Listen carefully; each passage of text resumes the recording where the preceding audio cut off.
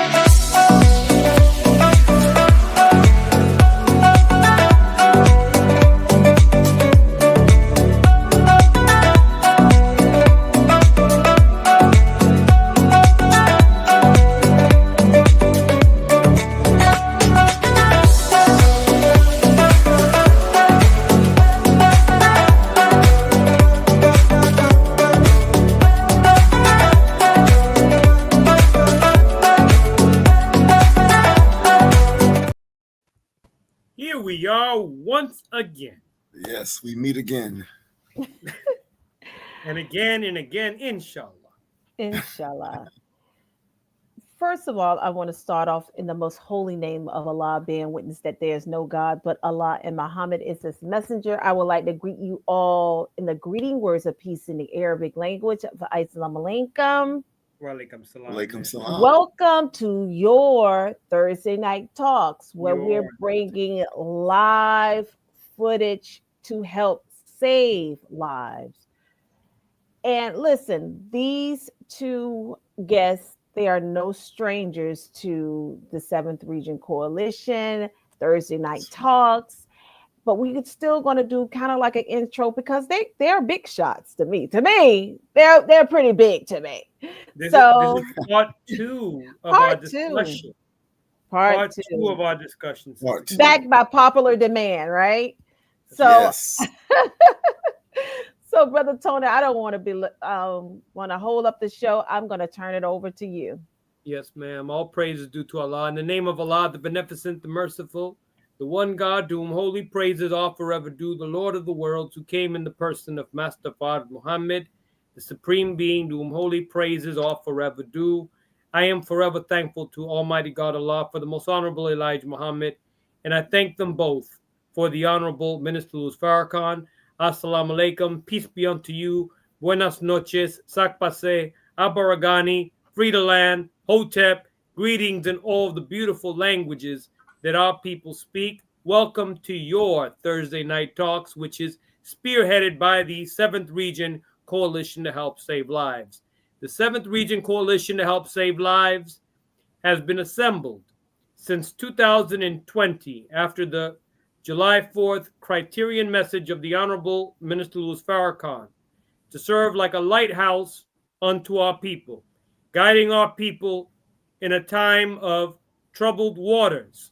As we are navigating through troubled waters, we were guiding our people at one time about an experimental inoculation passed off as a vaccine, guiding our people to safety, guiding them to truth about the pandemic. Well, we are still in a pandemic now, but we're in a pandemic of misinformation, a pandemic of just white supremacy, Brother Mark. We're dealing with a pandemic of economic strife, a pandemic of not knowing who we are. So, beloved family, because this program is so vitally important, Sister Kalila, since it is your Thursday night talks, what should we be doing? We should be sharing. Right. We should be That's liking. right. We should be increasing the algorithm of this program right here, sharing it with whoever we can so that we could guide Yes. people to save their lives. Many of us are walking around depressed and we don't know why we're depressed. Come on, Brother Because we are Tony. not fulfilling our purpose in life. And so we want to guide our people to that kind of truth, to the knowledge of themselves. And tonight's program focused on the knowledge of self, particularly Yes. to our Latino family, but not exclusive. Come on.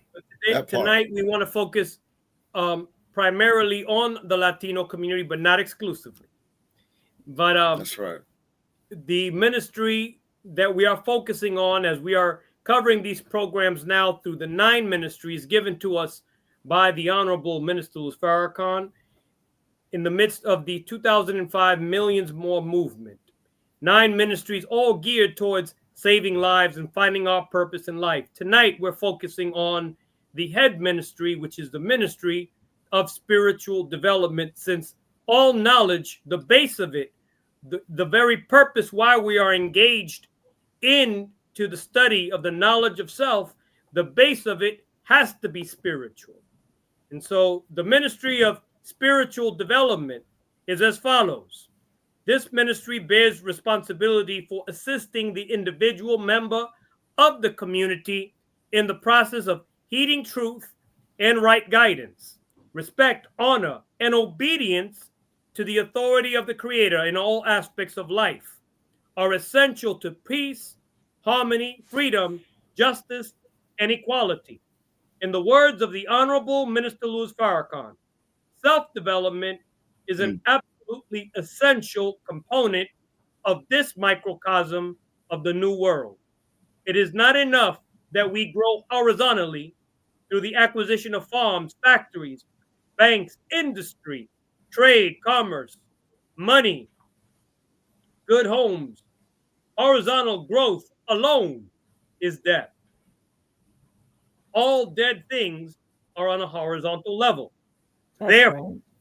we must grow vertically, grow in uprightness, or we will be overcome by our horizontal growth. The foundation of this ministry are study and training units designed on the guidance of Allah God to produce self-examination, self-analysis, self-correction, and to quicken in each and every one of us the self-accusing spirit. For it is only when we are awakened morally that we have to face the self-accusing spirit that leads to our resurrection. That is the ministry that we are focusing on, and I turn it over to Student Minister Mark X, who will be introducing our 2 guests tonight. Brother Mark, it is yours. Thank you, Brother Tony. Tonight, in the spirit of the lessons, we are going to ask questions and learn all about ourselves. That's not right. exclusive to the Latino community. And what 2 better guests than our 2 brothers tonight? So starting with Brother Abel Muhammad, he is a student minister of the Honorable Minister Louis Farrakhan, born December 13th. Oh, Brother Mark just did the freeze. Is a Yeah, true son There we go. of the Latin American immigrant experience. While attending Whitney Young High School, student minister Abel was first introduced to the teachings of the Honorable Elijah Muhammad under the guidance of the Honorable Minister Louis Farrakhan. From that moment on, he intensely researched the teachings of the Honorable Elijah Muhammad to see where the Latin American community fit in this message, carrying the principles learned into his activist work. After much study, he became a registered member of the Nation of Islam in 1998, where he quickly rose through the ranks as a drill team member, lieutenant, and eventually joined the ministry class at Mosque Mariam, the nation's flagship mosque.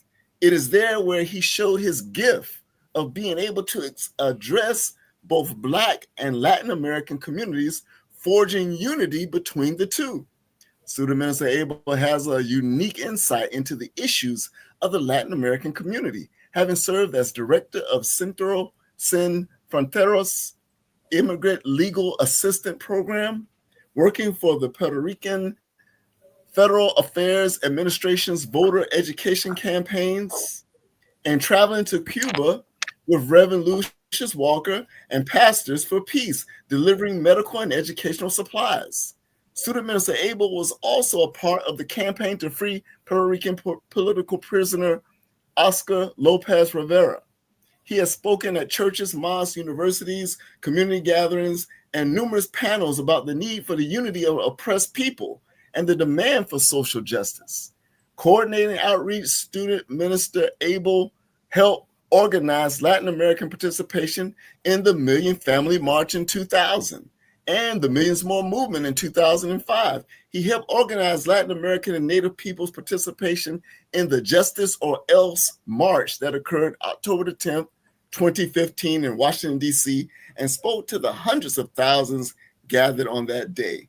Student Minister Abel Muhammad currently serves as representative of the Latin American community for the Honorable Minister Louis Farrakhan and the Nation of Islam, and is based at Mosque Mariam in Chicago, Illinois. He has been married for 24 glorious years and has 4 beautiful children with his lovely wife, Ayana. Let us welcome back to Thursday Night Talks, Brother Student Minister Abel Muhammad. All praises due to Allah. Assalamu alaikum. It's an honor to be back with everyone. Yes, sir. Alaikum salam. It's an honor to have you. And let's introduce our other guests. Please. Our dear brother David Muhammad Brother David Jamil Muhammad has received awards for his outstanding community work from numerous Black and Latino civic organizations as a founder of Hip Hop Generation, Hip Hop as a Movement, at the University of Wisconsin-Madison, where he was a student. David Jamil Muhammad organized conferences that have been regarded to date as the largest hip-hop events in the country. In 2002, he was recognized for his work in the Active Element Foundation's book, The Future 500, which featured him as one of the top 25 activists under 25. He has served as student protocol director, student assistant minister, and today as student captain at Muhammad Mosque number 3 in Milwaukee, Wisconsin. He is currently working on a book documenting the presence of Latinos in the theology and history of the Nation of Islam. Let us welcome back to Thursday Night Talks, our dear brother David Muhammad. He's a minister too. Brother David Muhammad. The way he talks on this platform, he's definitely a minister. Assalamu alaikum, family. Alaikum salam. He's a minister. Minister I know a couple of those. Welcome, dear brothers. Thank you. It's an honor to be back with you all. Praise be to Allah. So let's begin the really this is part 2 of the conversation. What is knowledge of self for the Latino community? And so we want to begin the conversation, dear family. I'm an educator by trade, of course. Student Minister Abel, you are as well. Working for not 1 but 2 schools.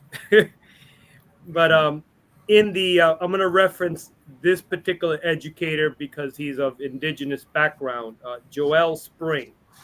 In his book, American Education, Puerto Ricans and Mexicans, or Mexican Americans, Chicanos, as conquered cultures, quote unquote, just like indigenous North Americans and Black people in the United States, are regarded among the lowest in rank in terms of performance when it comes down to education in this country. Can you expound why, as Joel Springs called it, call them conquered cultures. Why historically Puerto Rican and Mexican youth have historically experienced so much difficulty achieving in the U.S. educational system. Is that for either one of us, or you want me to Either go? one of you, you could begin, student. Yes, sir. So let me begin first. In the name of Allah, the Beneficent, the Merciful, I bear witness that there is no God but Allah, and that Muhammad is his messenger.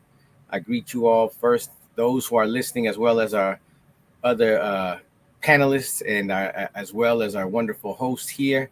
In the greeting words of peace in our original language of Arabic, we say Assalamu alaikum. Wa alaikum Walaikum salam. Those salam. words mean peace be unto you. Walaikum And I salam, think sir. our answer revolves around that word peace. Mm. The Mexican and Puerto Rican community cannot have real peace without justice. Come on, beloved.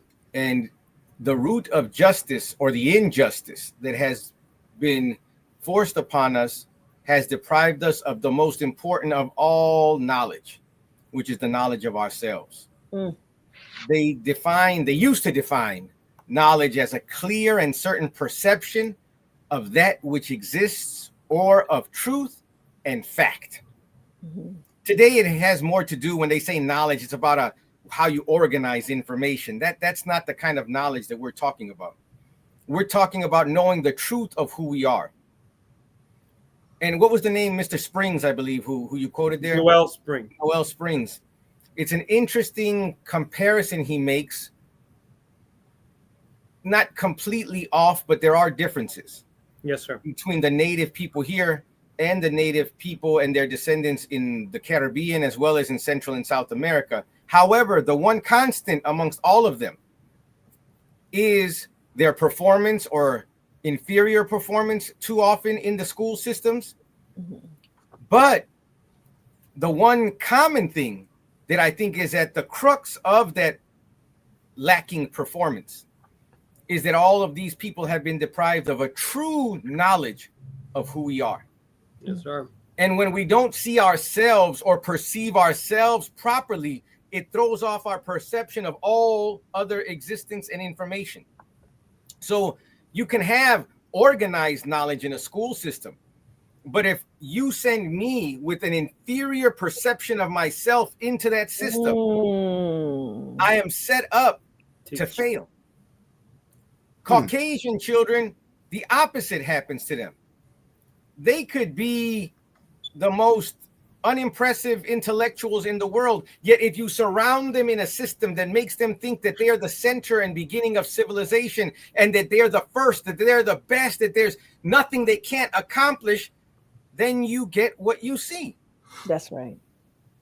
We get the opposite. We are, in fact, the best, the first, the creators and the fathers and mothers of civilization. But Right. because we don't know that and understand that about our existence and our very life, then we approach everything as an inferior, wondering, how come I'm not in these books?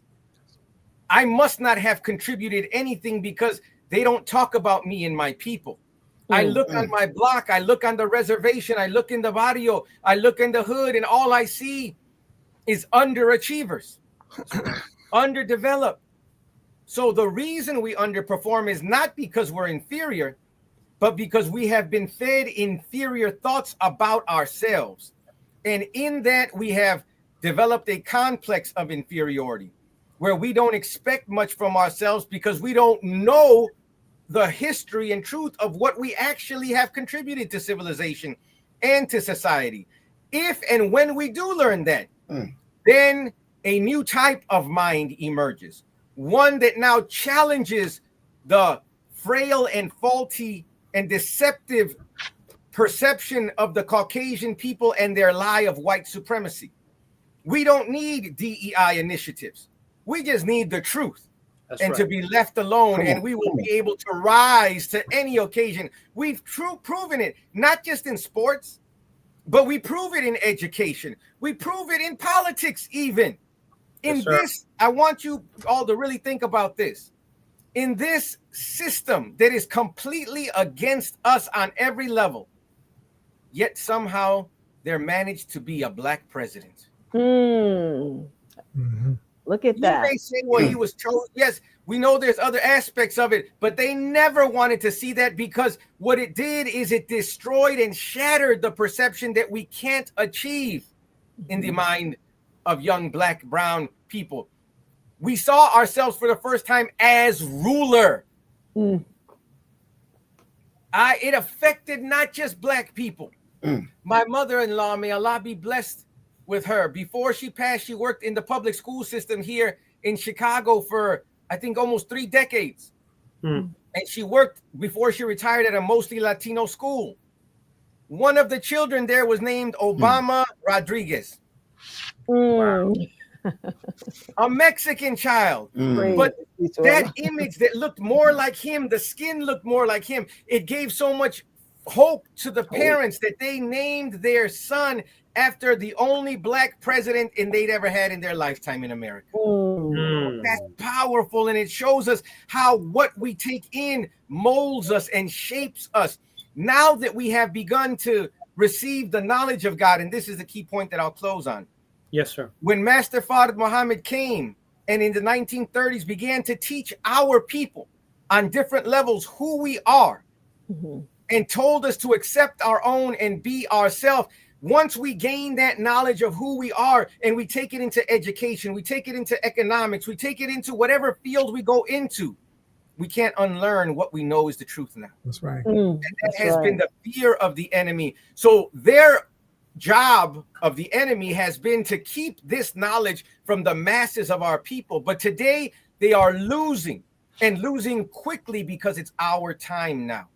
And that's why you see that not only are our children performing better in schools, but they're understanding that the whole game is rigged against them. So they're creating their own system of economics, their own system of support, their own system of education, following the instructions of the Honorable Elijah Muhammad that we must do for self. And that is what we are going to do and are doing. We are at the forefront of it because we received that knowledge first. So that, from an academic standpoint, may still be true for our poor young people who still keep getting fed into the public school system. But I'm blessed to work at 2 Black independent Muslim schools. Come on. Stepping Stone Online Education and Asiatic Minds Online School. Oh, yeah. That's right. And we have the honor. One of those schools, you know how they give you these vouchers now in different states to get funding if you pay taxes so your child can go to a private school or whatnot? Right. The state sent a rejection letter to our school, one of our schools, saying that we did some investigating and you are associated with Louis Farrakhan. Wow. And and he's said some negative things about the Jewish people, and it's not covered by protection of freedom of religion, so we will deny you access to those funds. This is a war that they are losing because our people are waking up and saying even the best of what they offer is not sufficient. We must educate our own, teach our own, and before they go into any school, we have to teach them who they are. That's That right. is how we succeed, by knowing who we are and then approaching wherever we go with that mind. Beautiful. In light of us experiencing those difficulties, which is a sign that we are at war. That's right. And we have to be performing and participating in the war to educate our own children and save our own children, and children that are coming into the knowledge of themselves. That is a priceless thing, because we are guaranteeing our future. Student Captain David, if you could comment on the initial question. I'm honored to. I would start by just where you just left off in terms of war. The first act that the Honorable Elijah Muhammad did was establish a school, and it's what put us into conflict with the authorities in Detroit at that time. And it's what puts us in conflict with this world, because the knowledge itself is the knowledge of God, and it's the most primary thing that we have to give our children. To the point that you also made, and I know we're talking about the histories of the so-called Latino, Puerto Rico, Mexico, and the other Latin American countries, and our descendants in this country. When the United States took over and invaded Puerto Rico in 1898, in the early 20th century, one of the first things they did was the Department of Defense took over the school system.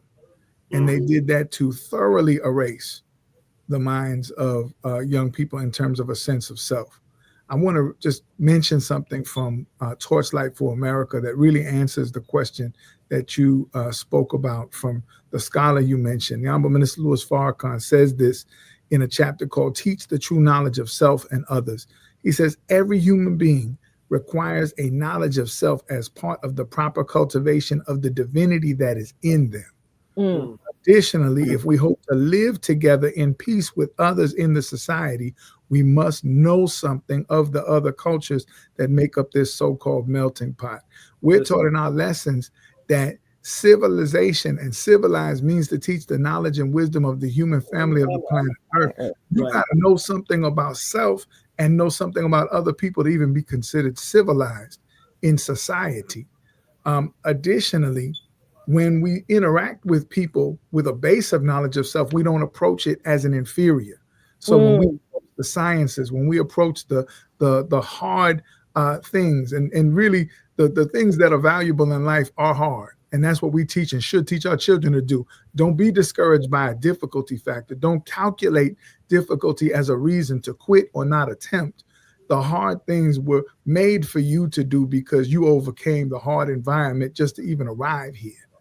And so when you start talking about our knowledge and what should be given to our people, we have to know something about our history. We have to know something about our accomplishments. We have to know something about our ancestors who overcame, and we have to know something about a history that does more than just teach us how to navigate the hostile environment of white supremacy. It has to be something that ties us to the originator of the heavens and the earth. It has to be something that affirms our reality as his representation in the creation, that this is the house of God, that I am mathematics, that I am history, that I am biology, and that I approach it from the lens of the author of my life, who is the superior, not an inferior. And I approach no other people on the planet as less than because of how I was made. But on the contrary, in this environment, we are not taught that.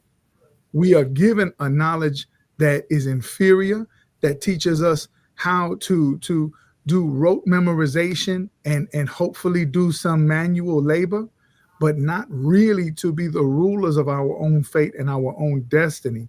And it is that thing that when you read in The Fall of America, the Honorable Elijah Muhammad talks about the education system.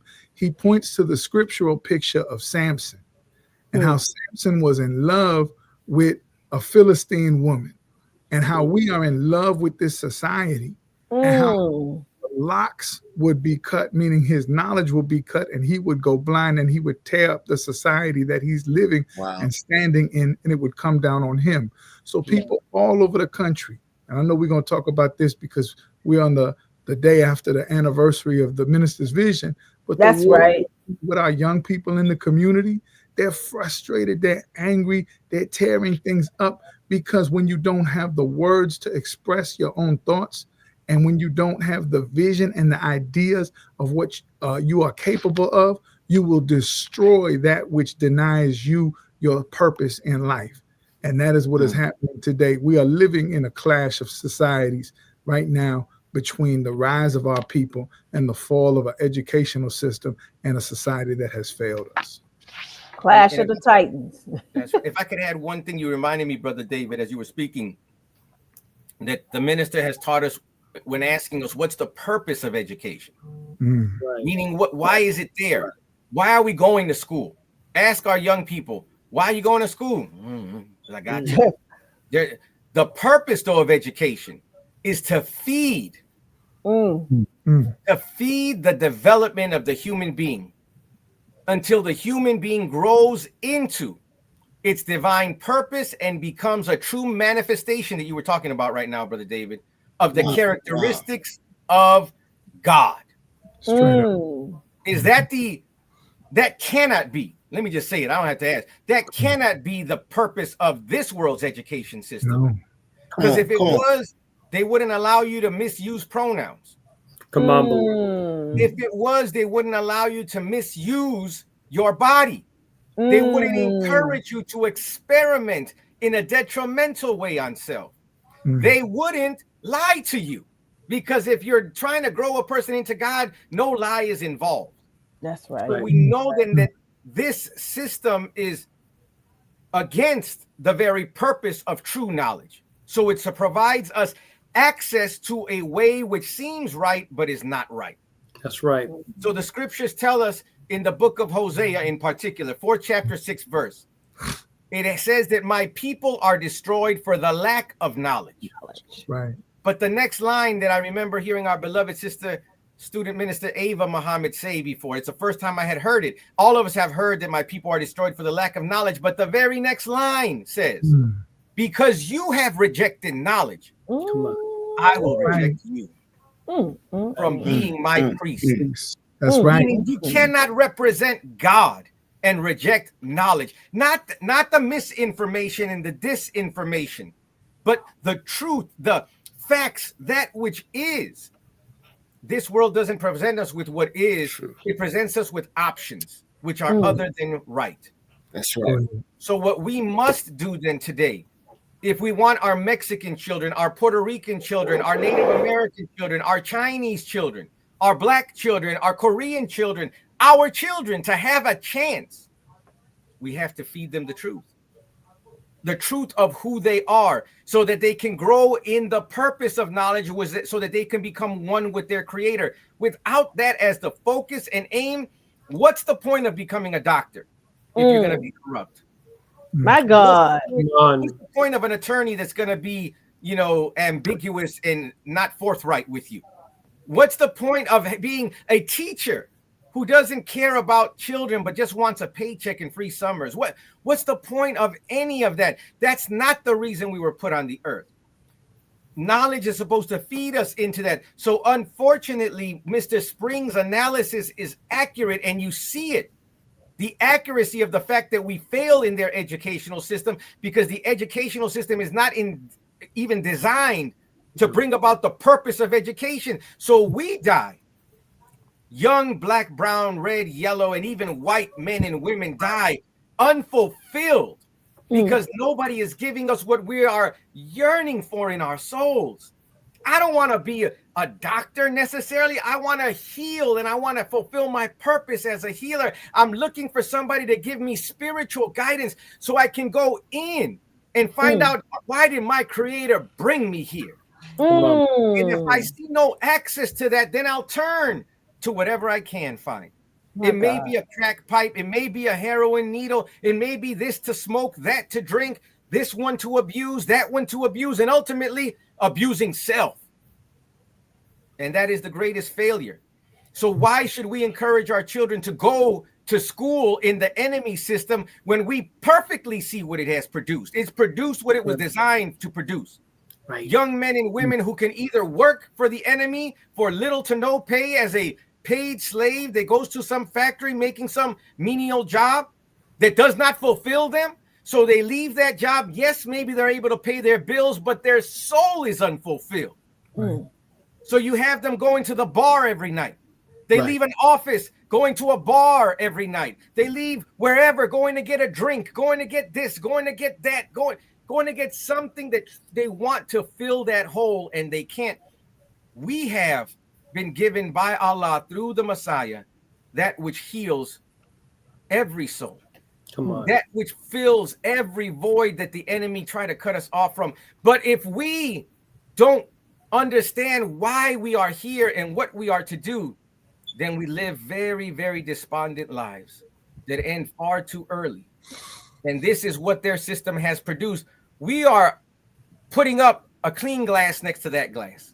That's right. We want you to see in Cubans, black, brown, red, yellow, Puerto Rican, Mexican, from the south, from the north, from the east, from the west, what truth produces. Right. Because truth doesn't care if you're black, brown, red, yellow, or white. That's right. That's right. Truth. It doesn't have to be specially fashioned for you. Truth is truth. And what we must do now is accept the truth. Let it fill our hearts, and then move forward knowing that the God of truth has a purpose for us being here, and seek that knowledge which allows us to be and live fulfilled lives. yours. Beautiful. Praises be to Allah. Praise be to Allah. Brother David, Yes, ma'am. can you share your perspective on the diversity within the Hispanic community? Well, absolutely. I think, you have 21 Spanish speaking nations in this hemisphere. And so the label Hispanic or Latino really obscures the diversity in the population That's right. and does not accurately reflect maybe how some self identify. But broader than that, you're looking at a people who are the descendants of the indigenous, the formerly enslaved Africans that had been brought here, and the Spanish and Europeans who came as colonizers and conquerors to the hemisphere. And so, in this mixture, you have, as the Honorable Elijah Muhammad said, the three rebels that have been put in this hemisphere. And the minister talked about that. But you have a culture that is very different in how it was established than how the English speaking white man did things. And so, because in this country, when you have black blood, you are considered black no matter how light you appear. That's a reverse in the Latin American countries, where if you have the conqueror's blood, you are no longer an Indian or no longer a black person. And the lighter you are, the closer you are to them. And you can obscure or hide some of that history. But it comes out in the sympathy and the heart that the people have towards others who are oppressed. And so the Honorable Elijah Muhammad talked about there's some climates that is hard to tell who's original and non-original. So you have to study the way that they act and interact with each other. And so you're looking at a people who are a mixture of all of those that I identified, but in truth, they are an extension of and are the people of God in those countries. So it's advantageous for us to teach our children Spanish. It's advantageous, of course, to learn French and Arabic. And we really have an entire continent of people who are available to us. And when we really understand it, it is of great wisdom to learn more about the diversity that exists in those countries. You look at some of the names of those places, they typically are rooted in how those countries became free. So Bolivia from Bolivar, you have Venezuela, which is named after Venice. So they have some callback to the European conquerors. But if you look at the names of places like Haiti or Cuba, right, indigenous names. Right. So even though you had a large black population in those places, the culture of the indigenous people, the Arawaks, the Tainos, they adapted that as a part of their identity and mixed with those groups as well. So you hear sometimes Puerto Ricans, we are called Boricua, which comes from Borican, which is an indigenous word for the island. Yes, and sir, so beloved. all of these names reflect the pre-Columbian indigenous presence there and ancient people and a mixture of those people. And so when we talk knowledge of self, of course, we go to the creator. And then, of course, we go deeper than the arrival of the Caucasian. And then we have to uplift that to recognize that the black man has no birth record, and only 5% of those enslaved Africans made it to what is called North America or the United States. So the rest of them are in places like Brazil and Colombia and Venezuela and Puerto Rico and other parts of Latin America, all the way down to Argentina.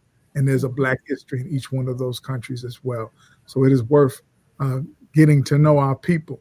And one of the biggest fears that the enemy has is that Islam will jump the water and go into Latin America. They're terrified of our people being exposed to this knowledge. And so there's great value in us having exchange, because it will free our people from the yoke of mental slavery as well as physical slavery. Thank you so much, Brother David. Brother Abel? I was thinking about that word diversity and how it's used, depending on people's political perspective, almost like a negative thing. Right. Yet the word at its root means different elements being present, or something having a condition of being composed of, or having differing elements. The body is diverse. Right. It's not just one thing. Come on. Right. The air we breathe is diverse. The water Right. is diverse. It's not just one thing. Things have to come together to make other things. Right. Right. We have on the earth a diversity of colors of land. Some of it black, some of it red, some of it yellow, some of it white, brown. We have on it different shades. Have you ever looked at the water? Come on. Oh my goodness. It's somehow that's one shade here. And if you keep, especially if you're flying in an airplane, it seems to change color. The water didn't change color, but it appears that way. It's diverse. And everybody says, look at how beautiful it is. Right. The foliage, even the greens, there's different greens, right? Not all the plants are the same shade of green. Right. And of course, once you get into the flowers and the fruits and the vegetables, we love it. We want to decorate. We see what colors can get together. We like diversity. It's natural. The only one who doesn't like diversity would be somebody who's perhaps injured by diversity. Somebody who is of a weaker makeup. Perhaps that if they mix with diverse people, they become erased. That's right. That would be somebody who does not like diversity, perhaps. Diversity within the Latin American community is still from the framework and lens of white supremacy. That's right. Because it is white European culture that has, until very recently, dominated the cultures of Latin America. So even after movements for independence funded most of Latin America by the Haitian government and the Haitian people, that were the inspiration of the movement to free Venezuela, the movement to free a lot of the Caribbean, Cuba, Jamaica, going there and meeting there. Beloved. Black funded, black supported, black inspired. But the enemy always has their hand in everything. So after there was the freedom, after African people were freed in these different nations, there was still a usurpation of the position of power by people who had an angle more towards Europe in most cases. And so then they reinstituted, different from America, but they reinstituted different types of color systems. What you would call caste or caste system. Caste system. Yes, sir.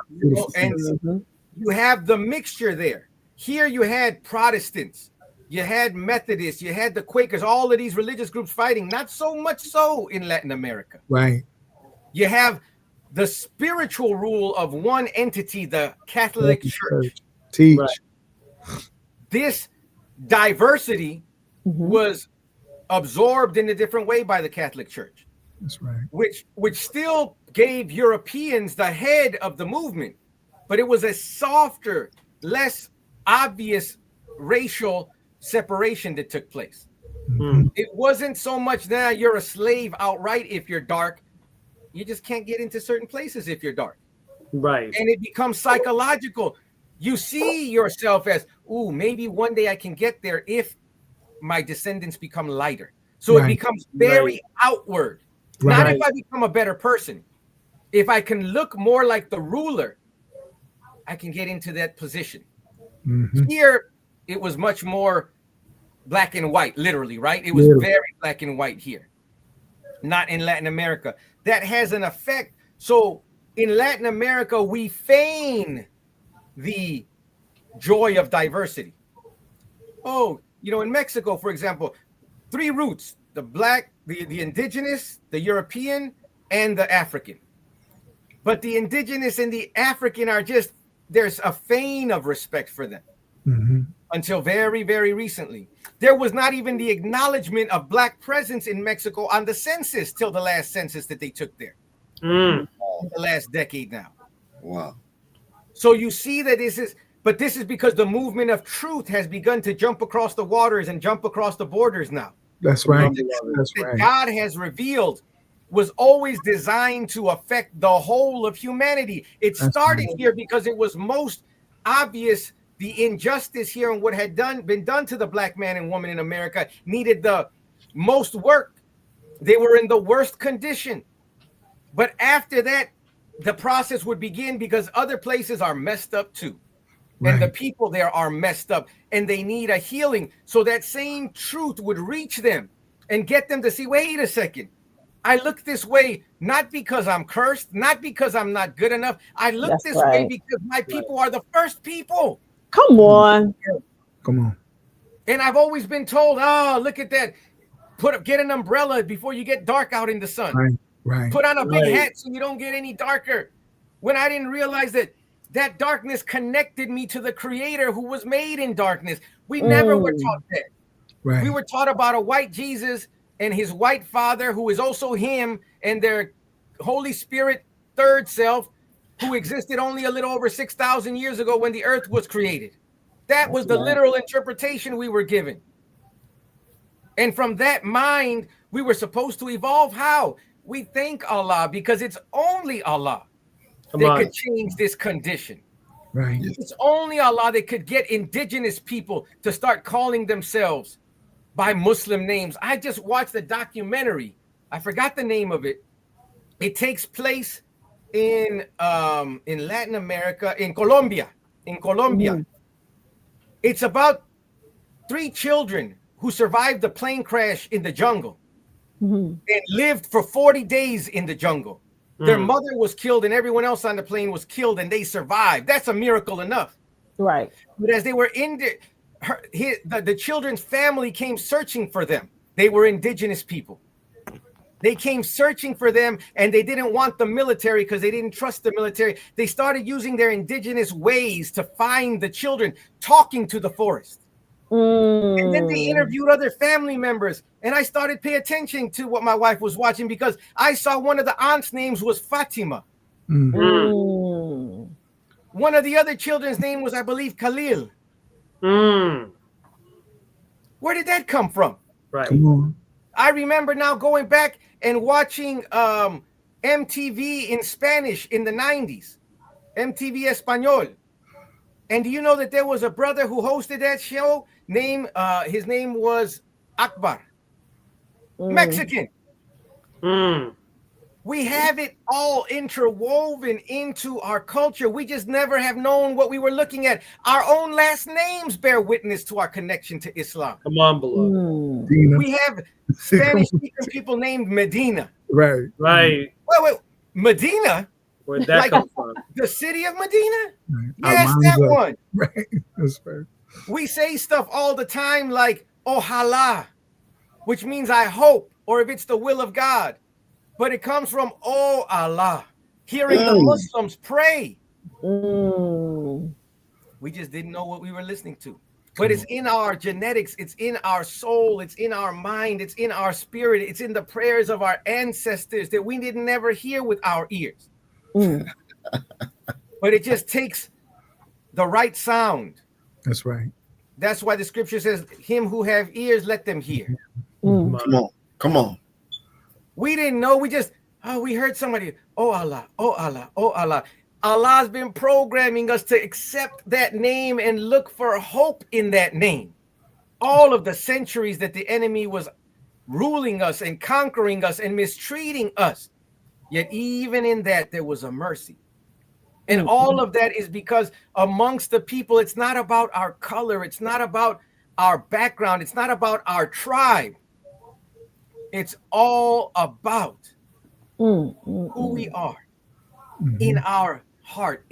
That's what Allah judges, our heart. So the diversity, it says in the Holy Quran, to make my very short answer very long, it just says in the Holy Quran that Allah made us into tribes and families. That we may know. For what purpose? That we may know one another. Well, why do we need to know one another? The key person to know is Allah. That's because right. in each family, in each tribe, in each individual, Come on. there is a gift from Allah in that family, that benefits the other families when we get to know one another. And as long as we're divided, we will never know the benefit of the blessings that Allah has given us in our brother, in our sister, in our cousin, in our neighboring families, because the enemy has made us to see one another as completely different and unalike, when in fact we are brothers from the same origin, sisters from the same source. The only thing that has been missing is that knowledge which allows us to connect to one another properly and accept one another as we are, not as an inferior or a superior, but as another creature of the Creator who's here for a purpose.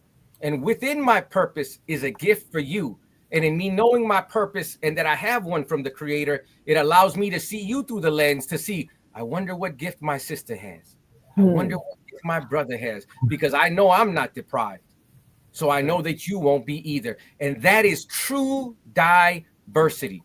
The different elements, the different characteristics coming together in an agreeable way for the benefit of all.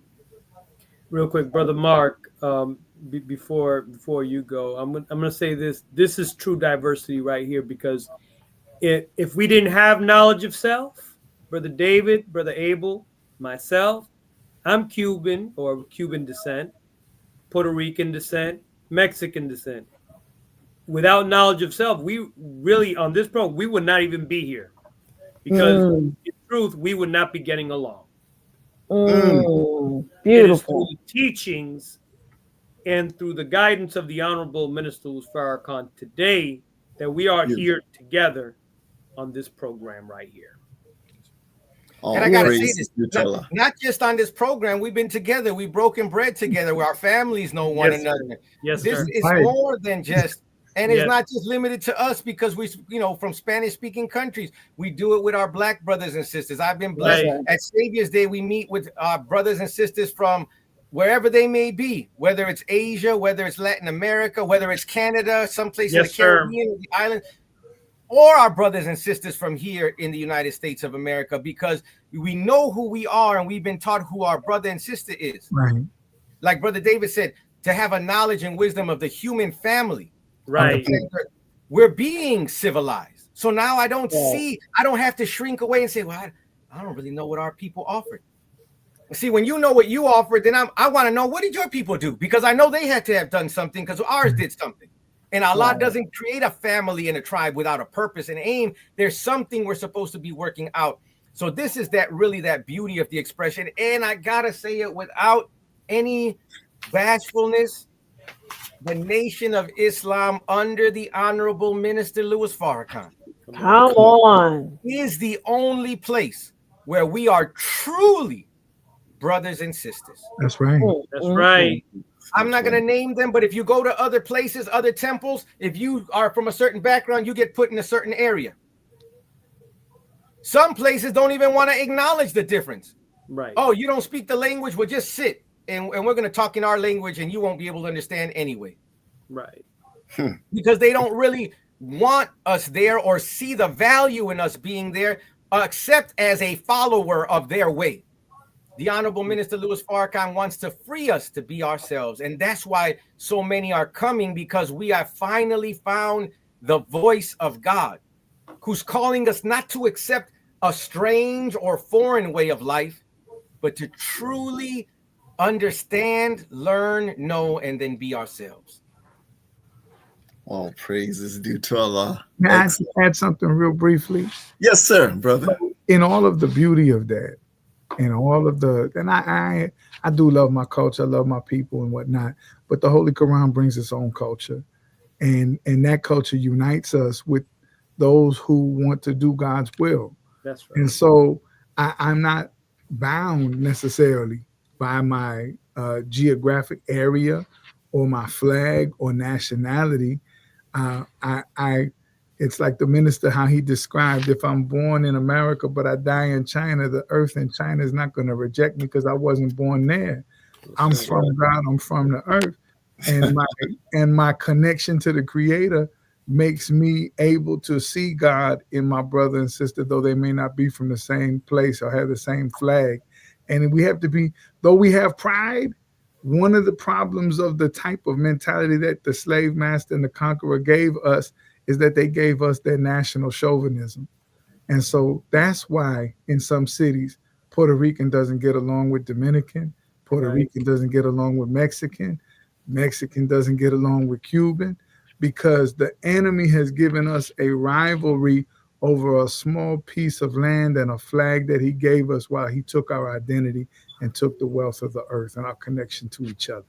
So we have to, in our joy, in our pride, be mindful that we have a flag that has no borders because it's the sun, moon, and star. Beautiful, beautiful. All praises due to Allah. Thank you, dear brothers.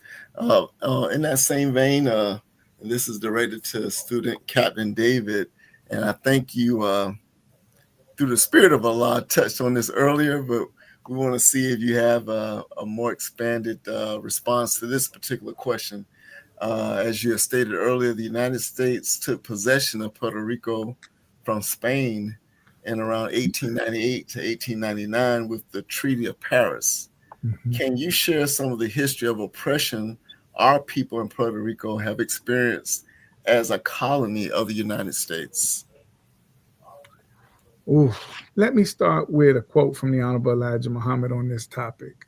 In an article he did called Independence Day, he said, "We helped the white man to conquer Cuba and to overcome and subdue Mexico and the Philippine Islands and other places on the earth, and also Japan. How many lives did the black man lose in the Pacific while helping the white man conquer the people of Japan, who are the brown half-brother of the black man?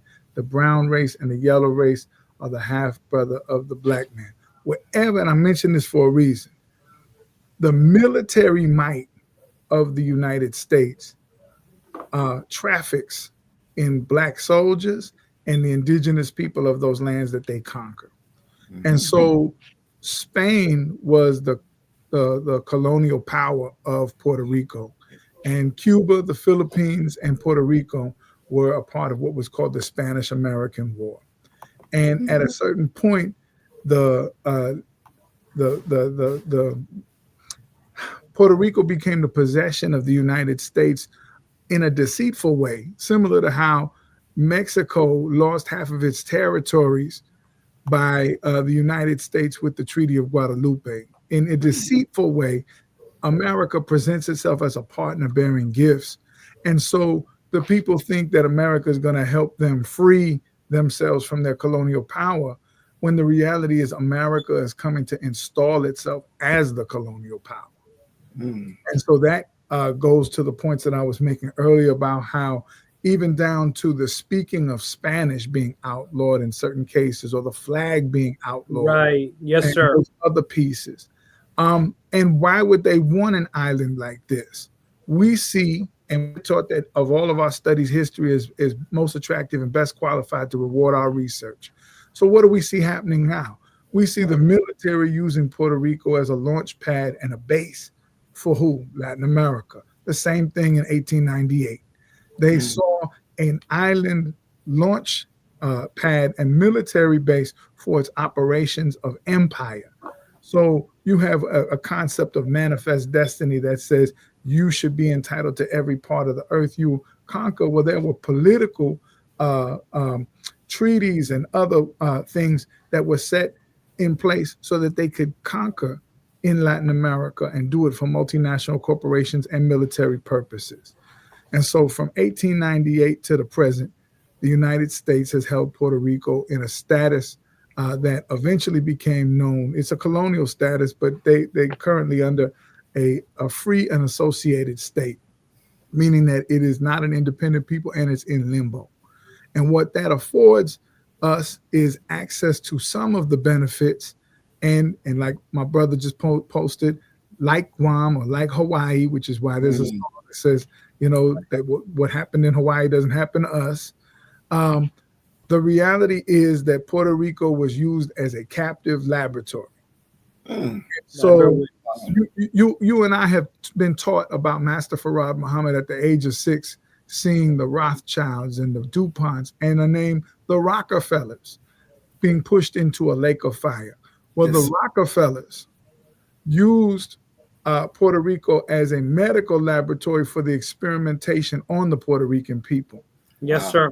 The history, Dr. Wesley talks about it in his book about the killing of a king, where it's talking Regicide. about the regicide, the killing of Michael Jackson and Bob Marley, and the experimental use of cancer as an assassination tool, which that should be significant to us.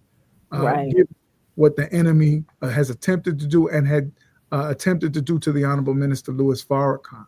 Wow. The use of cancer under the funding of Rockefeller and the man named Cornelius Rhodes. Yes. They captured Puerto Rico. Yes. And from, and you got to recognize what kind of island this is. God will raise up a people in every space and place like Garvey, right? Or like Toussaint Louverture, or there are others who rise up for every people, or Emiliano Zapata. Puerto Rico had a man named, his name was Pedro Albizu Campos. Yes, sir. He was the leader and the founder of the Puerto Rican nationalist movement. He was a black man. And he, like many Puerto Ricans, joined the military as a way out. And his experience as a segregated regiment soldier who went to Harvard and became a lawyer and everything, but his experience as a black man in America showed him that having a mixed racial background and being rejected in this country, when you have an island of people who in 1867, you had 600, maybe 700,000 people on the island of Puerto Rico. That was the population. Over half were black or mulatto. So you have a mixed race island. If they will reject you in this country for having suspected that your great grandfather was black, what would they do to an entire island of mixed people? My God. So he went back to the island after his experience and became a staunch advocate for independence. Yes. He was the voice that exposed what Rockefeller was doing and what Cornelius Rhodes was doing, experimenting on the Puerto Rican people with cancer.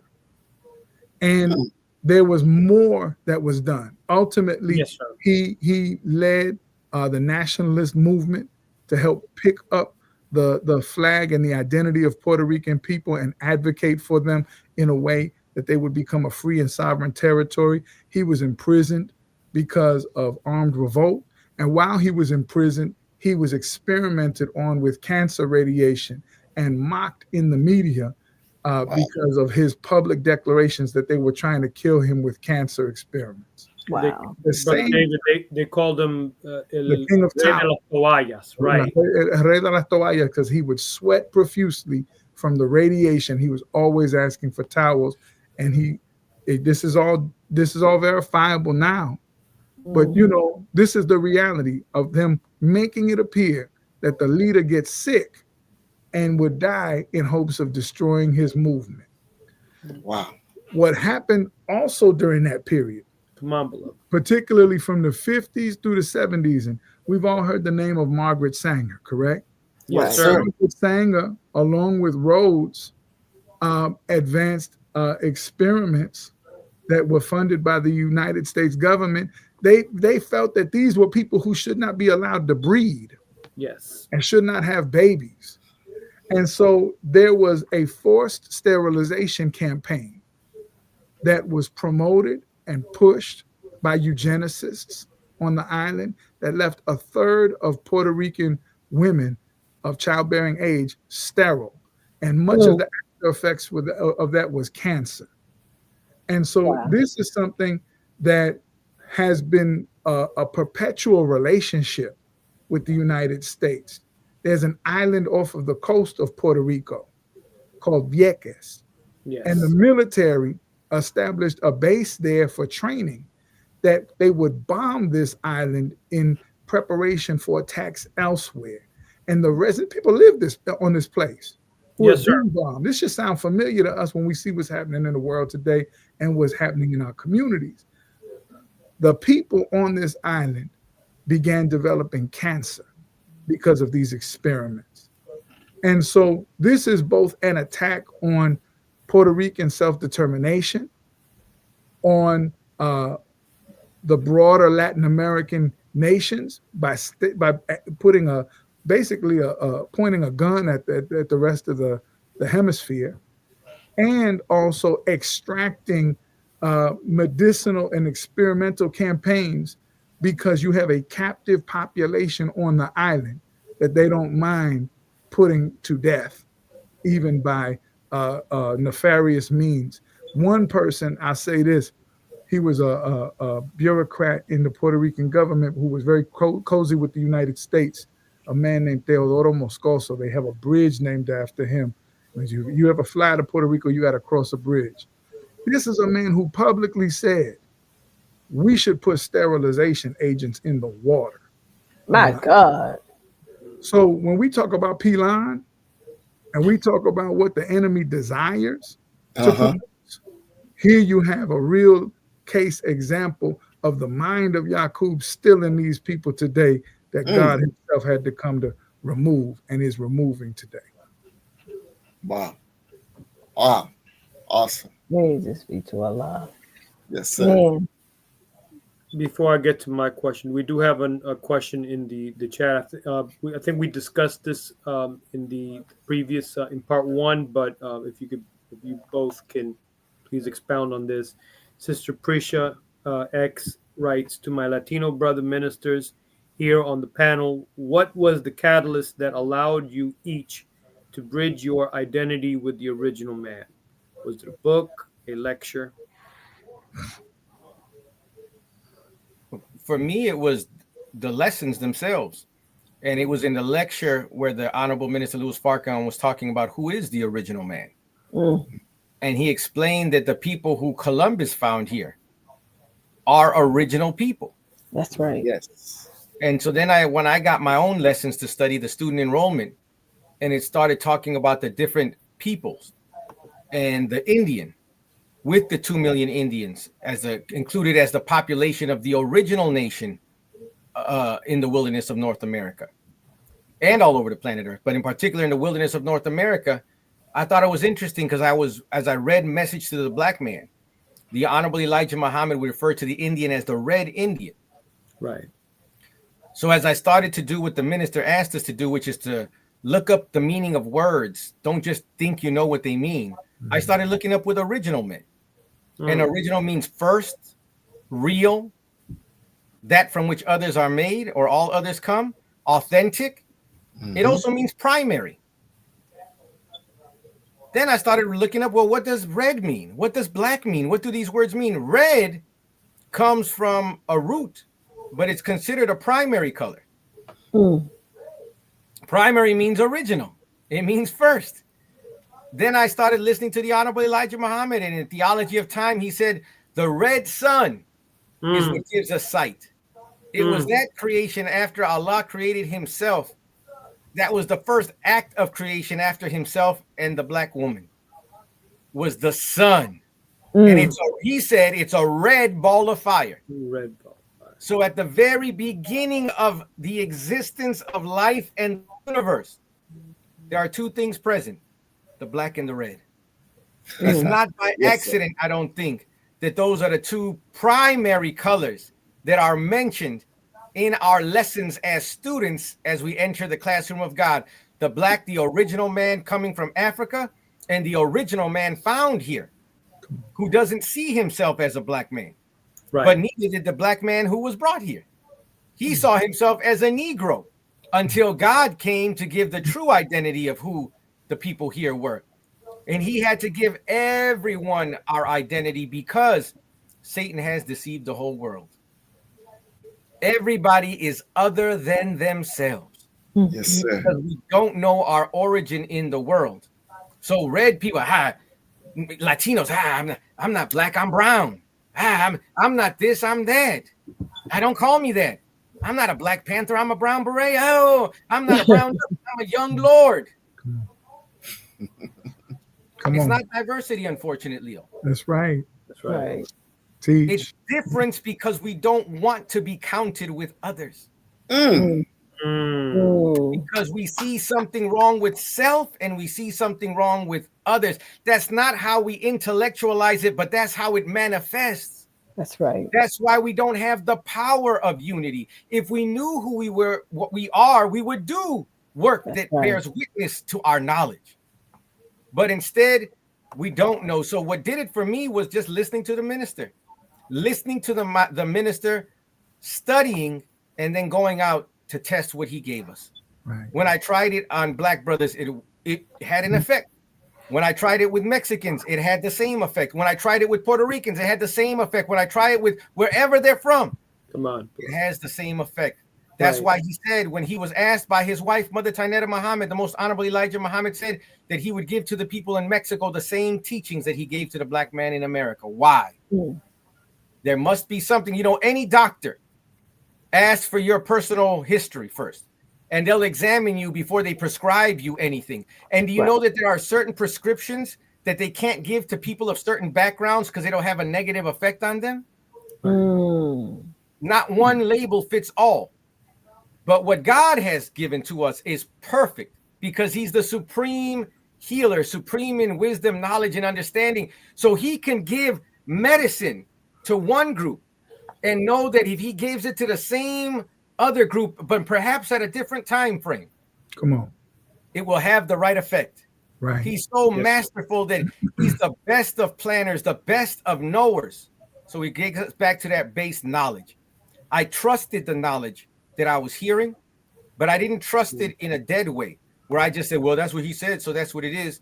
I believe that, but I wanted to test it and make sure it worked for me so that I could understand it properly. So another definition for knowledge is that which is acquired through participation and experimentation and being close and around something. So now you increase in knowledge of it. Knowledge is not a dead thing. Knowledge starts with us hearing, but then it must move to us testing it to put our trust in it and accept it, not just as our perception of truth, but by testing it and examining it and time and circumstances, being able to verify that this is stable data that I can rely on because it works regardless to time or place. Praise be to Allah. May I respond? Yeah. Yes, sir. Please. I posted the question also just so that you can reflect. I have to say, first and foremost, it was the Final Call newspaper. And I, you know, this is before the internet. I started studying the teachings in 1992. I think I was 14 to 15 years old. It was hip hop and the Final Call. And hip hop's place in society was what social media's place is today. It was the way to convey information and expose people to things. And to have that you know, that newspaper that I first started, you know, a brother he had an account. I never met the brother who had the account until several months later. Then I would buy the paper there, and then I met the brother because he was pretty well known. He was a DJ named Gregory X, and I bought the paper from him, and that brother didn't hold back. He taught me for a good 2 hours that night, and he made sure to lift things up like Brother Abel just did, and make sure that I saw myself in what he was teaching on. And I told him, because I had been studying and because I love the minister through hip hop, I mean, I personally feel like I was born to be a part of this, even down to the point the Brother Abel was making about the Arabic names in Spanish. My middle name, Jamil, my parents gave me that. There's a lot of Puerto Ricans with names like that. It's spelled with a J or a Y sometimes. I felt like this is what I was looking for in my life. When I met the brother, I'll never forget it because it was the issue that came out. I shared the picture on my social media the other day on September 8th, 1992, about UFOs and their connection to the New World Order. I'm telling you, I believed everything on the first time of hearing it. It was love at first sight. And the teachings for me, I could not have accepted the teachings if I did not have a base from my parents. My father was involved with the Panther movement and the Young Lords, as well as the farm worker movement. And my mother came from the Puerto Rican independence movement.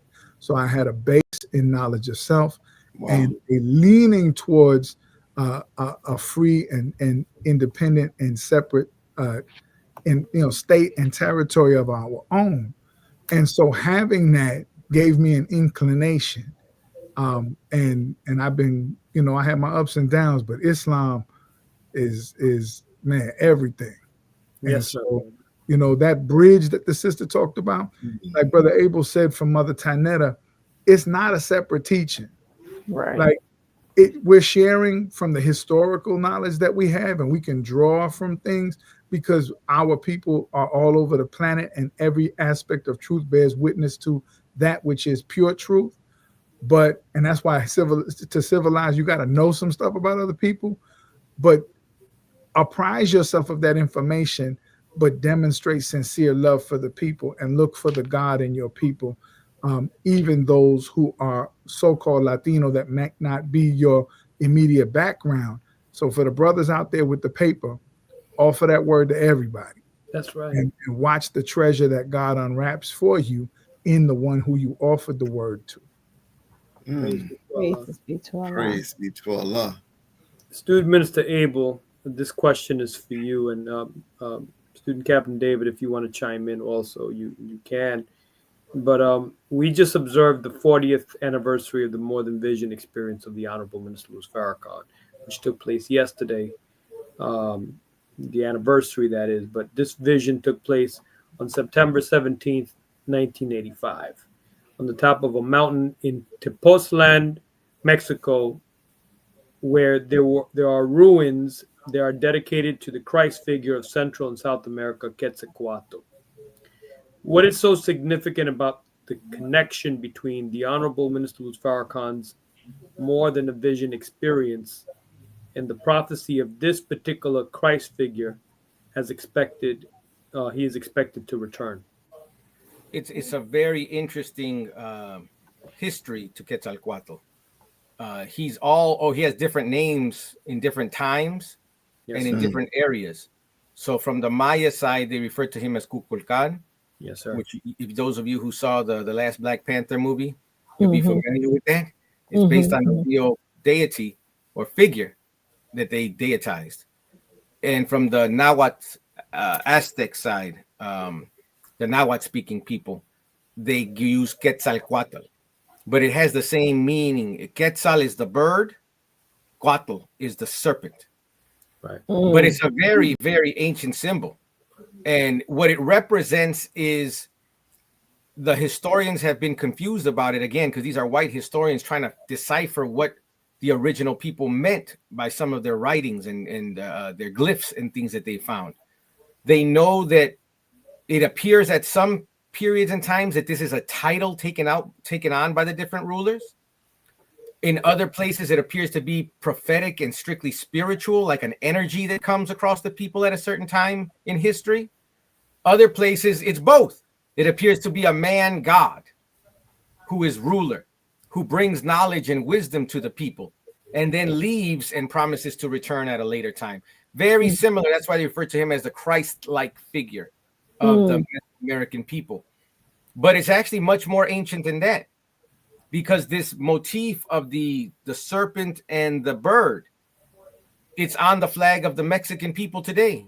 Yes, sir. It was just celebrated 2 days ago on the 16th. The country of Mexico celebrated their Day of Independence. And on the flag, which is an ancient Aztec story, that the Nahuatl, the Aztec people, were to make their homeland and their capital city at a place where they would find a serpent being eaten by a snake on top of a cactus. And that's exactly what you find in the center of the Mexican flag. However, there aren't any eagles that eat normally snakes in the Western Hemisphere. But you know where you do find them? In Africa. And that symbolism, you even find it on the sarcophagus of King Tut. If you look at the crown that is on his head, one part is a vulture, a bird, and the other part is a serpent, a gold cobra, which is the symbols of the rulership.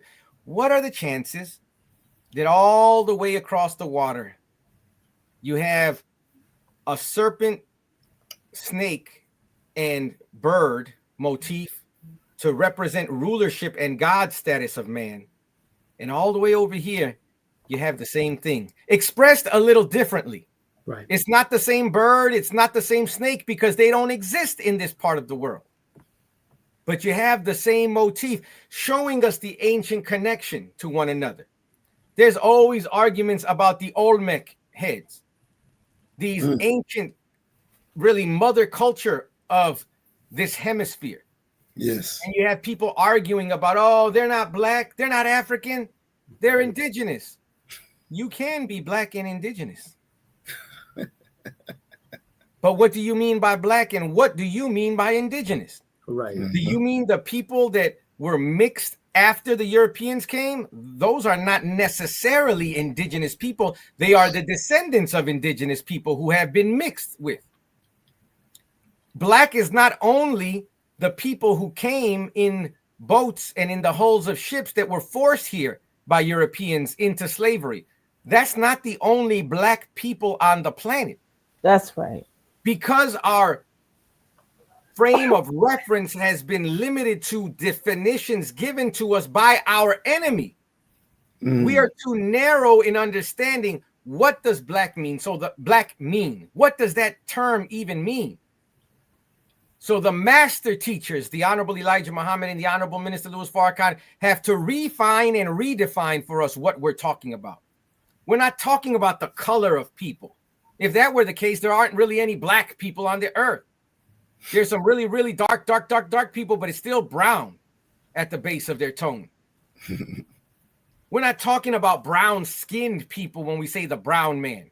We're not talking about yellow-skinned people or red-skinned people when we talk about these different groups. That's why there's a greater name that is given. Original nation. Come on, We're not asked who's the black man or who's the first man. Who is the original man? And it's asked in the present tense. Teach. Because there's a new man coming that's going to refine and redefine and clear up for us all of our misunderstandings, which don't allow us to see ourselves as we are or one another. So we run around now using the language mixed. I'm mixed. I'm black and Puerto Rican. What? How can self mix with self? Come on, beloved. Come on. We use that because the enemy has us thinking that, oh, I'm just doing that because I don't want to disrespect any of my history. You're disrespecting both of your lineage by doing that. I'm mixed. I'm Mexican and Puerto Rican. I'm Mexican and black. I'm this and that. That's all good. You want to pay honor to your mother, your father, your grandmother. That's all good. But if you're doing it from the base of wanting to negate that you're just, quote unquote, black, you failed miserably, because in truth, the root of Mexican is black. The root of Puerto Rican is black. The root of all of the darker people is black. The root of all people, all life is black. There's no escaping it.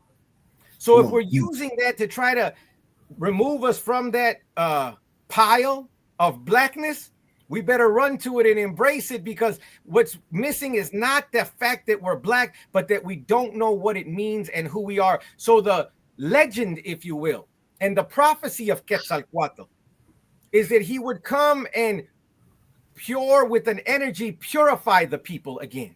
Yes, sir. He would bring them knowledge and wisdom to bring them out of a condition of a death-like state. Come on. Born of a virgin.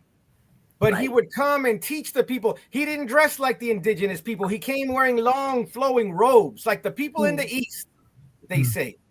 Beautiful. But he comes to give them, sometimes they call him the white-skinned God. Thought that was interesting. But there's a duality, just like you have the serpent and the snake. It represents the duality of Quetzalcoatl. See, to the indigenous people, everything is in pairs. Yes. So the snake, from the Western mind, it always represents, the snake in the garden, wickedness, deceitfulness. Right. It doesn't represent that just to the indigenous people. It represents renewal and resurrection to the indigenous people. Teach, beloved, teach. The eagle and the vulture, they don't represent just filthy animals that eat dead carcass, because eagles actually don't eat dead carcass, vultures do. But what does it represent? It represents divine wisdom, that the human being can take on the wings of knowledge and rise above the condition and circumstances of life. That's what the Quetzalcoatl Kukulkan would come to teach the people, so that they could be what they were intended to be after a time of dominance by an enemy. So Quetzalcoatl is the same promise in another language to a different community and family of people. It's the same promise that the people in the East are looking for in an enlightened one named Buddha. It's the same knowledge that the people in the Middle East are looking for in the one they call Christ. It's the same one that they look for in the one they call Mahdi. It's the same one they're looking for in Quetzalcoatl, Kukulkan. Not that it's just a figure that is going to be, come and just destroy everything, although he does make all things new from every perspective.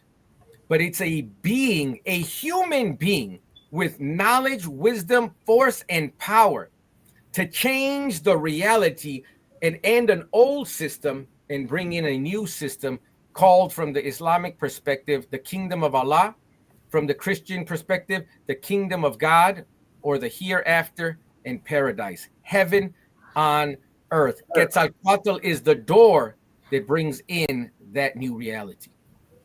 All praise due to Allah. At this part. So the connection to it being, we're celebrating the 40th anniversary. What are the chances of all the places that the minister had his vision on a mountain dedicated to Quetzalcoatl? Wow. Of all the places. And you know what I just looked up, Brother David? Go ahead. 10 years ago today, do you know what was happening? The Honorable Minister Louis Farrakhan was making his last stop on the Justice or Else tour before we went to Washington, D.C. for the 20th anniversary of the Million Man March, 10-10-15. You know where we were? In a Spanish-speaking church here in Chicago. 10 years ago at this very time, the Honorable Minister Louis Farrakhan was just about to speak to, and through a translator also, speaking in English to those who speak English, speaking through a translator, Reverend Emma Lozano, to the rest of the community. And I got to tell you all this, how much love the minister has. Our sister, Reverend Emma Lozano, who's a great fighter for the indigenous and undocumented people of this hemisphere here in Chicago and in anywhere where they ask her to come. She had just had surgery a day or two earlier, a serious surgery. And the doctors told her, you need 2 weeks to recover, just have a seat. And so her daughters called me very concerned that my mom is saying she wants to do the translations for the minister, but I'm afraid she's not supposed to do that. She's supposed to be on bed rest right now. I called her. I said, Sister Emma, with all respect, we can find somebody else. She said, no. I talked to God and he said, I'm supposed to be the one who does this. I said, yes, ma'am. It's her church. I can't tell her, no, you can't speak in your own church. As Allah would have it, though, when I told the minister, because he asked who would be translating, he was very pleased to hear it was her. He said, is it going to be you? I said, well, no, Sister Emma said, and I told him what she said, and he said, And she did most of the translating till a certain part. She got weak because it was warm in the church, and her husband, and we all saw that she was starting to get fatigued. And so then I had to impromptu come in and translate the rest of the words of the Honorable Minister Louis Farrakhan. But I wanted to say that so that we can see that God knows where to place his message. Absolutely. Yes. He puts love in the hearts of the people. So the Quetzalcoatl doesn't necessarily mean that he's from that specific tribe.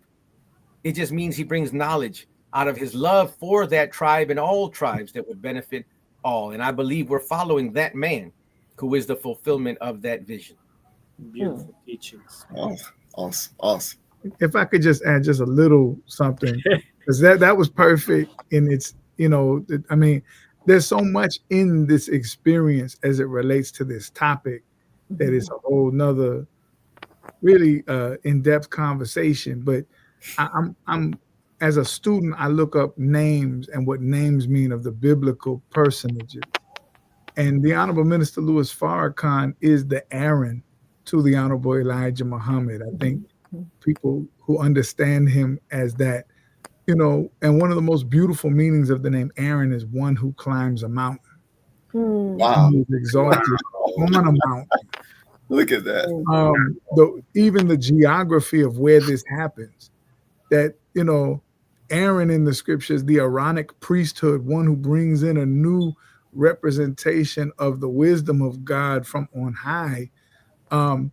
It's not an accident that this happens in a state in Mexico that's named after a black priest, Morelos.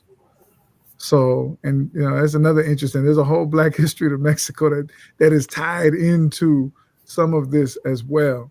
So, this is so significant for us, and I thank Allah that we are really at an hour where we're seeing the vision of the minister fulfilled. It is a dangerous hour.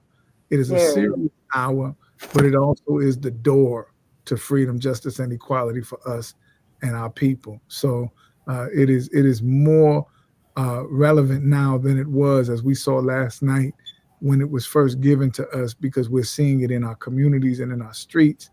And so the vision and what the minister was given, and the confirmation that the Honorable Elijah Muhammad is physically alive and guiding him from that phenomenon that the world calls UAPs or UFOs that always seem to find themselves over Mexico in some way.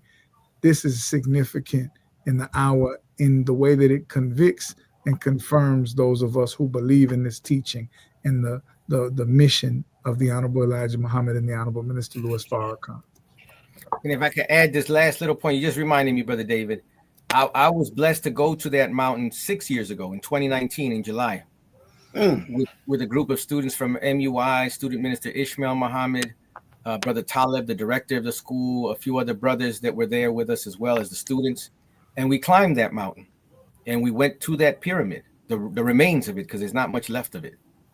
But it is a dangerous hike up the mountain. It's literally a mountain. You can't drive up there. There are rough places. It's not a clear path or stairs. When you get near the top, it used to be a ladder that you would have to climb, or rope. They have at least put in a very steep kind of metal stairway that you can use for part of it. But if you are afraid of heights or not in the best of shape, it's a difficult climb. And we received a call from the Honorable Minister Louis Farrakhan as we were driving to that location with the students to go up the mountain. And when he found out we were going, he was very happy.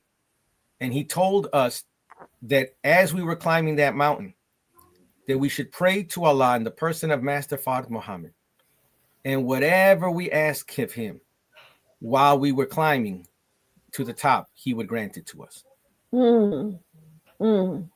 And I can bear witness just thinking about it now. I remember the feeling. I had gotten goosebumps. And there are moments on the hike, because it's jungle, it's dense. It's not, I don't want you all to, if you all have been to Phoenix or South Mountain or a little trail, this is not that. It's not the biggest mountain, but it's not an easy climb either. You're in kind of a jungle type of very humid environment with the trees over you. It becomes difficult to breathe. It's very steep in places. Very unforgiving ground where if you slip you could really injure yourself, and people injure themselves there all the time. They don't allow you to climb it at night except for 1 or 2 days of the year where there's special ceremonies that take place there. When we got up there, I'm trying to see if I can find a picture. Something like this was actually up there. Somebody had left this symbol of a bunny. This is an ancient carving of a bunny that somebody had gifted us, but there's something similar to that at the top of the pyramid. And it's roped off now because people, they do ridiculous things and put graffiti and stuff on there. So they've closed it off from people. Yes, but you can still see in there because there's no more room and much of the walls are gone left there. Me and my daughter, when we got up there, we were blessed to make some rakas at the top. And we stood in a circle. I believe it was 19 of us on the trip who did a prayer at 19. And we just all locked arms. And the rest of because there's a lot of people up there too. There's a lot of people who want to see it. They just stopped and stared, and it got quiet up there when we said our prayer, even amidst all the bustling and of stings. But the prayers, the specialness, the energy that you feel up there, you can tell it's something.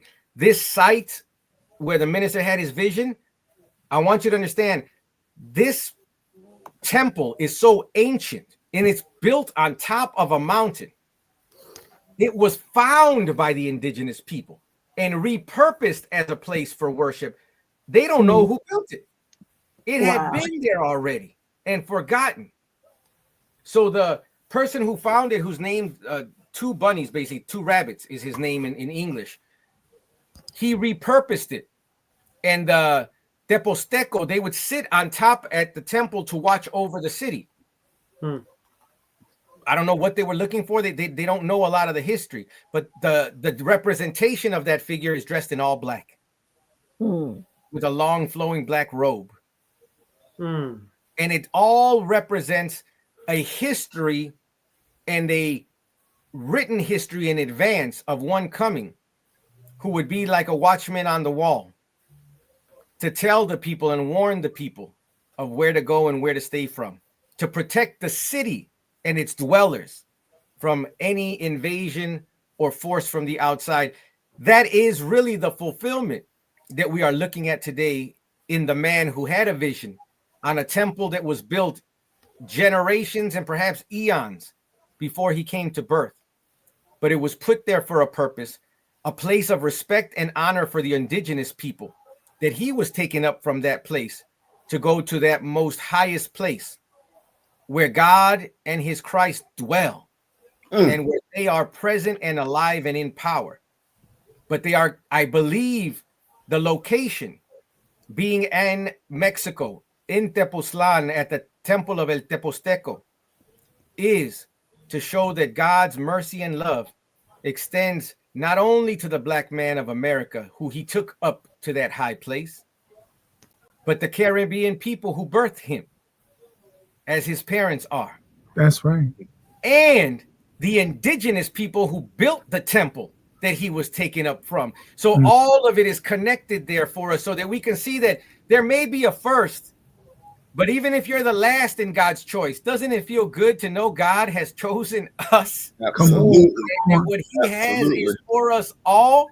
Come on now. I'm so thankful that Allah thought enough about us that I, as a Mexican, I didn't have to just look at it as an outsider, but I could see the relevance, the connection, the love of both the Honorable Elijah Muhammad, the Honorable Minister Louis Farrakhan, and Master Fard Muhammad. Come on. For my people, which are your people, which are our people, which are only divided by time and circumstances. Because if we keep digging back further, we'll get to the point before we diverted from one another and we were one people. And what we are going towards is that which will perfect our union as a people. Not because we all want to speak the same dialect or because we all want to wear the same clothes or we all want to have the same shade of skin. No, that's not unity. That's uniformity. What we're after is unity of mind, unity of spirit, to be really with one another. That's the beauty of marriage. It's not that you and your spouse are the same. The beauty of the marriage is that two, what on paper look like opposing forces, opposites even, in nature, in function, in purpose, but they can see the value in one another and work together for the betterment of both and build a family and a community that others can benefit from generations to come. That is the divine family that we're being brought into now, because the perfect man is now on scene to guide us into that which will be perfect. That's right. Praise be to Allah. Praise is due to Allah. Sister Kalila and Brother Mark, if we ask any more questions, I think we're going to be going into the 2-hour mark, and we don't want to do that tonight. However, it is being asked in the chat if you brothers will be back for part 3. They just can't get enough. Will you do a part 3? We're putting them on the spot, man. Look, they're clapping over here. They can't say no. I know whatever I can do, and I'm sure Brother David, Brother Student Captain David agrees. Whatever we can do to assist in answering any questions for our brothers and sisters, we'll be more than humbly. Not that we can answer every question, but whatever we can, I'm sure we will both be more than honored to come back whenever you all feel it's appropriate. So, inshallah, sometime after Holy Day of Atonement. Can you all share? I shared, somebody had asked about Spanish speaking materials. I put a link in there. But Sister. For those who don't know, there is a bunch of articles at noi.org/n-espanol/. There's a lot of articles from Mother Taineta, the Honorable Minister Louis Farrakhan, that can be distributed and shared in Spanish there. All right. There's at least 2 dozen or 3 dozen articles there. Are you getting it, or should I get it? I You got it. So for anybody who wanted that, I forgot who it was There who we asked. go. Yeah. Oh yeah, exactly. Yeah. And So you can definitely reference those. As well as we have the at Nuestra NOI page on YouTube, where we have different lectures and presentations that are all in Spanish. Yes, sir. And you could just look it up, the symbol at. I put it in the chat right now. At Nuestra. Oh, I did it wrong. Hold on a second. At. Let me spell it correctly. Nuestra NOI. Yes. And you can use that as the if you search that on YouTube, you'll see there's a page. It's almost all Spanish speaking material on there. Beautiful. Yes, awesome. Great. All right. Well, we definitely gonna yes, encore. In fact, we gonna make it happen. We're gonna make it happen. Oh, here they come. Here they come. I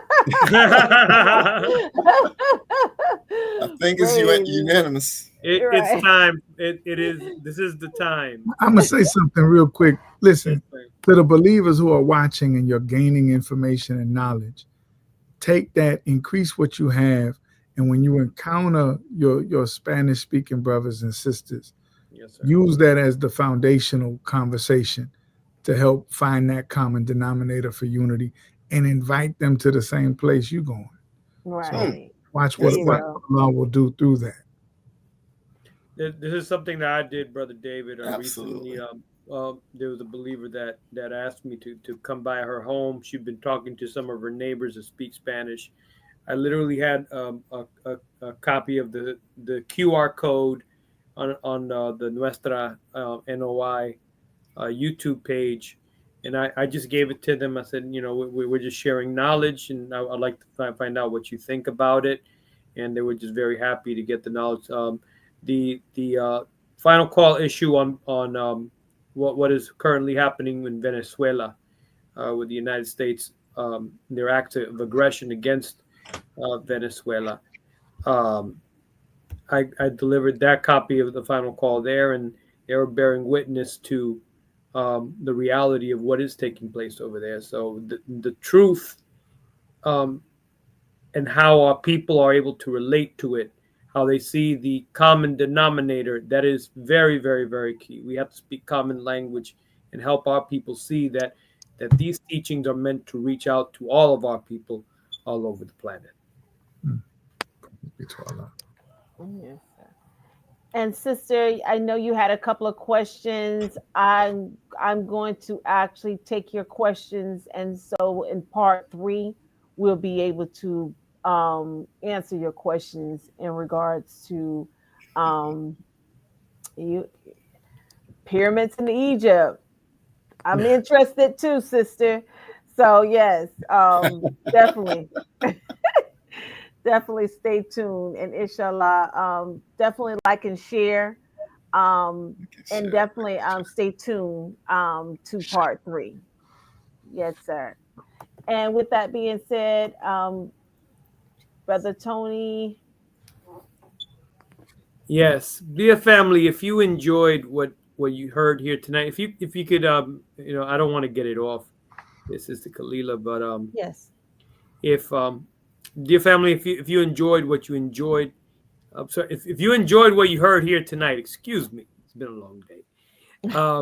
Just like in any of our programs, this program is geared towards saving lives, saving the lives of our people. And of course, on this platform that we're using, the streaming platform, they don't tell us, oh, you're so nice, you're about saving lives, we're going to just give you this platform for free. No, we got bills just like everybody else.